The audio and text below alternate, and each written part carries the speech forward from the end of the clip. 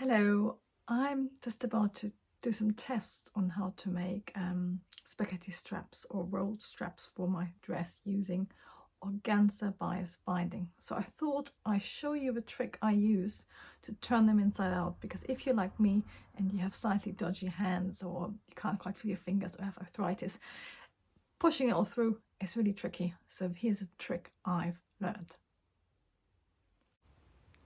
What you need is your bias strap, twice the width of your final strap plus your seam allowance. In my case, that's the width of my foot. I'm gonna trim it off to a square.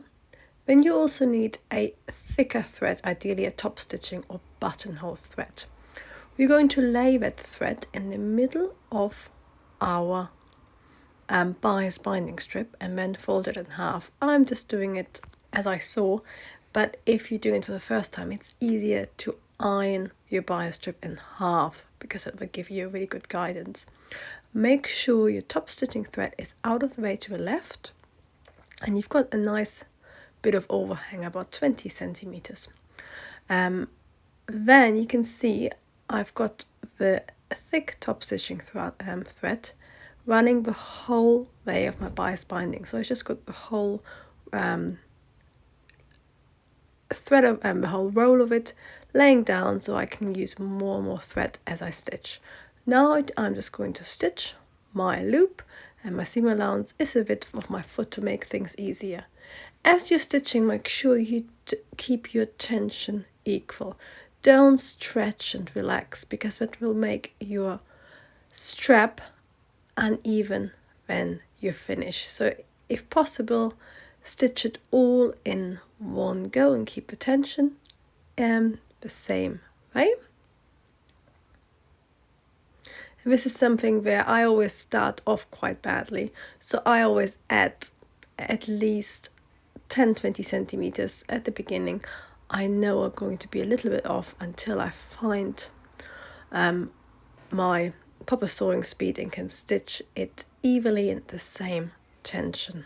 Especially for stretchy fabric, it's really important. Finish off and then carefully hold your bias binding with the top stitching thread inside, and then cut it off with quite a lot extra.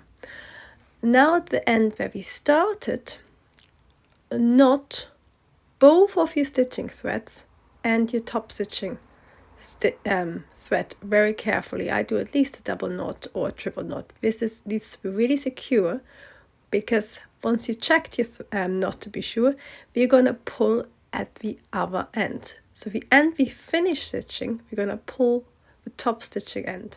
And then you can see, if I move a bit closer, you can see we're starting to pull our seam allowance inside.